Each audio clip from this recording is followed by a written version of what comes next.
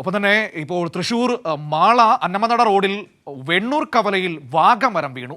Bus കാത്തിരിപ്പ് കേന്ദ്രവും main തട്ടും ഇലക്ട്രിക് പോസ്റ്റുകളും ഒക്കെ തകർന്നു. ഇതോടെ വെണ്ണൂർ മാള റോഡിൽ ഗതാഗതം പൂർണ്ണമായി തടസ്സപ്പെട്ടു. ശരത്ത് ഓങ്ങല്ലൂർ ചേരുകയാണ് തൃശ്ശൂരിൽ നിന്ന്.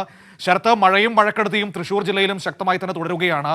ഈ മാളയിലെ ഇപ്പോഴത്തെ സാഹചര്യം എന്താണ്? ഈ മരമൊക്കെ മുറിച്ചു മാറ്റി ഗതാഗതം പുനഃസ്ഥാപിക്കാൻ കഴിഞ്ഞിട്ടുണ്ടോ? വിവിധ മേഖലകളിൽ മഴ എങ്ങനെയാണ്?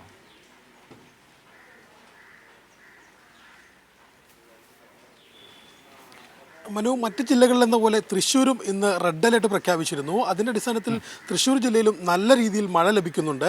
നമ്മളിപ്പോൾ നിൽക്കുന്നത് തൃശ്ശൂർ നഗരത്തിലാണ്. തൃശ്ശൂർ നഗരത്തിലെ ഒരു വലിയ മഴയ്ക്ക് ശേഷമുള്ള ഒരു മാറി നിൽക്കലാണ് ഇപ്പോൾ അനുഭവിച്ചുകൊണ്ടിരിക്കുന്നത്. വലിയൊരു മഴയുണ്ടായിരുന്നു.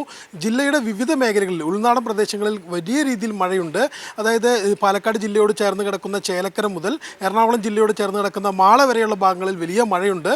ഇതിൻ്റെ ഭാഗമായിട്ടാണ് നേരത്തെ പറഞ്ഞ പോലെ അന്നമനട റോഡിലേക്ക് ഒരു മരം മുറിച്ച് വീണത്. അത് ഏതാണ്ട് മാറ്റിക്കൊണ്ടിരിക്കുകയാണ്, നടപടി പുരോഗമിച്ചുകൊണ്ടിരിക്കുകയാണ്. അതുപോലെ തന്നെ നഗരത്തിൽ സ്വരാജ് റൗണ്ടിനോട് ചേർന്നുള്ള ഒരു മനോരമ ബിൽഡിങ്ങിൻ്റെ മേൽക്കൂര താഴത്തോട്ട് ഇറങ്ങി വരുന്ന ഒരു സാഹചര്യം ഉണ്ടായി. കഴിഞ്ഞ വർഷം ഈ കെട്ടിടത്തിൻ്റെ മുകളിൽ നിന്നും ചില്ല് ഒരാളുടെ മേലിലേക്ക് വീണ് വലിയ വാർത്തകൾ ഇടം നേടിയ കെട്ടിടമായിരുന്നു. ആ കെട്ടിടത്തിൻ്റെ മേൽക്കൂരയാണ് മണ്ണിടിഞ്ഞ് താഴത്തോട്ട് ഇറങ്ങിയത്. വലിയ ആൾനഷ്ടമോ മറ്റു നഷ്ടങ്ങളോ ഒന്നുമില്ല. കാരണം ഇന്നലെ രാത്രിയാണ് ഇത്തരത്തിലൊരു അപകടം ഉണ്ടായത്. ഇന്ന് രാവിലെ വന്ന ഓട്ടോറിക്ഷ ഡ്രൈവർമാരാണ് ഇത്തരത്തിലൊരു അപകടം നടന്നത് അറിഞ്ഞത്. താഴത്തെ കടകളൊന്നും ഇല്ലാത്തത് കൊണ്ടാണ് വലിയൊരു ദുരന്തം ഒഴിവായത്.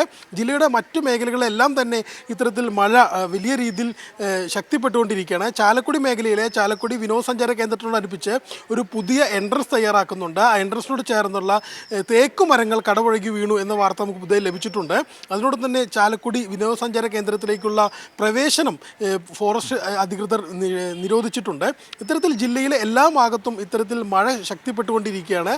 മഴയും മഴക്കെടുതികളും മറ്റെല്ലാ ജില്ലകളിലെന്ന പോലെ തൃശ്ശൂരും വ്യാപകമാണ്. മനു, ശരി. തൃശ്ശൂരിലും മഴ പെയ്യുന്നു. പലയിടങ്ങളിലും മരമൊക്കെ ഒടിഞ്ഞു വീണ് റോഡുകളിൽ ഗതാഗതം തടസ്സപ്പെടുന്നു. മാള അന്നമനടയിലെ കാര്യമാണ് നേരത്തെ സൂചിപ്പിച്ചത്.